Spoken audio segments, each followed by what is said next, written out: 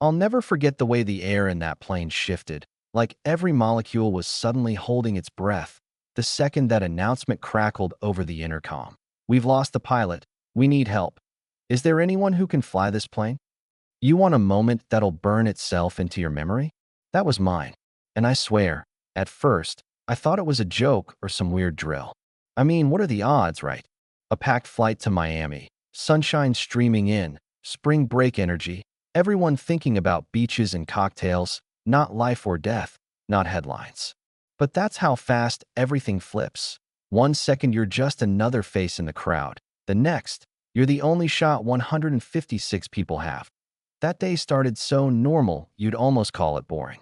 Denver Airport, early morning, me half awake, wearing my old Colorado State hoodie, the one with aviation program, in tiny letters that most people ignore. My backpack was heavy with textbooks, not beach towels.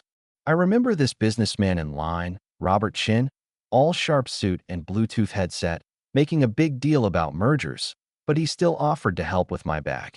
He gave me that older guy doing you a favor smile, the kind you get when people think you're still a kid. What? You got rocks in there, he laughed. Just textbooks. I told him, and he nearly choked when I said I was studying aviation.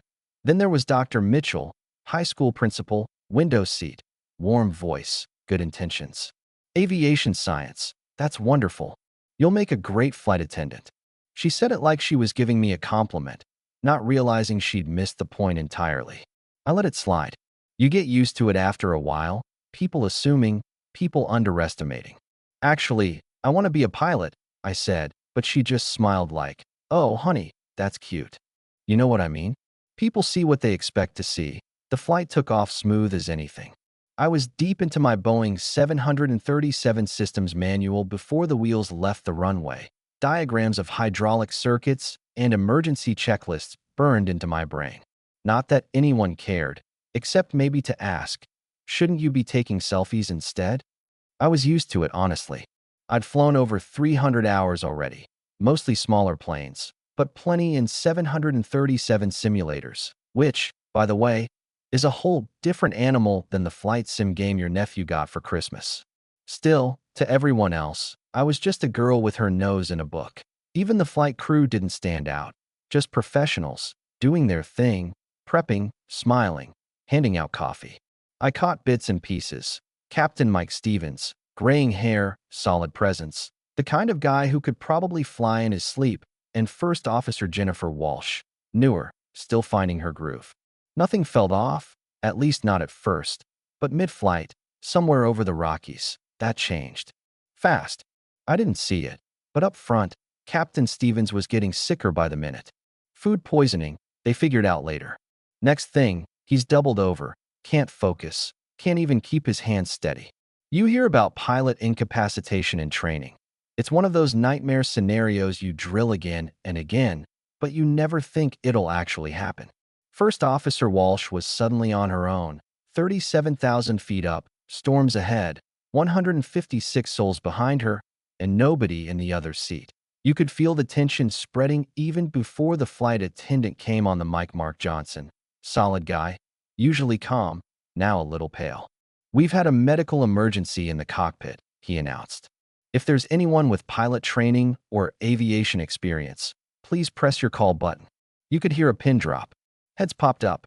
People started whispering, eyes darting around the cabin, looking for a miracle. I waited. Someone had to respond. There are always off-duty pilots flying, right? Or at least some gray-haired veteran, a retired Air Force guy, anyone. But nothing. Just silence. Every second felt like a drumbeat in my chest that I thought about staying quiet. What if I messed up? What if I wasn't enough? But the thing is, you don't get to choose your moment. It chooses you. And I realized, sitting there, that I probably knew more about that 737 than anyone else on board. Maybe even some folks flying for regional airlines. I'd run these emergencies in the simulator, start to finish, dozens of times. So I pressed the button. Johnson showed up fast, skeptical at first. "You're a pilot?" he whispered, like he was hoping Tom Hanks was hiding somewhere in row 10. I laid it out, student pilot, private license, hundreds of hours, specialized in Boeing 737 systems, heavy on emergencies and weather procedures. His eyes flickered. Not what he was expecting, but, well, beggars can't be choosers. He hustled off to check with First Officer Walsh. Meanwhile, Robert was freaking out. "You can't just send a college student up there," he hissed, his whole merger master of the universe thing falling apart. Dr. Mitchell was worried too, but nobody else was standing up. I told them straight. Sometimes the help you need isn't who you expect. And with that, I was headed for the cockpit, adrenaline roaring in my ears that I'll tell you. Nothing, and I mean nothing, prepares you for the feeling of stepping through that cockpit door, seeing your training come to life, for real, with everything on the line. Captain Stevens was out cold. First Officer Walsh looked like she was holding the weight of the world. She was relieved to see me, even if part of her wished I had 20 more years and a couple thousand more hours. But we didn't have that luxury.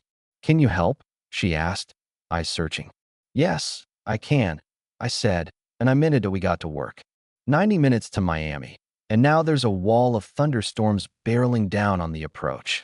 Walsh had never flown through weather this nasty solo, and she needed backup. I checked the radar, ran calculations. The storms were tracking east, but if we tweaked our approach and timing, we could thread the needle. She trusted me. What choice did we have? Together, we rerouted, double-checked fuel reserves, and planned contingencies. The descent started rough. Turbulence, the sky going black outside, lightning flickering at the edges. In the back, I could imagine the passengers praying, white-knuckling their armrests, Robert probably ready to rewrite his will. Walsh flew the plane. I managed checklists, called out speeds and headings, kept an eye on every system. That's when all those hours in the simulator paid off. Every emergency, every what if, suddenly real that we broke through the worst of it just in time. The approach cleared. Miami ATC gave us the green light. Walsh lined her up, hands steady, and I backed her on every call-out. When the wheels kissed the runway, the whole cabin erupted. Cheers, clapping, some people just flat out crying. You could feel the release, like 100 tons of tension melting away. Captain Stevens was rushed to the hospital, made a full recovery.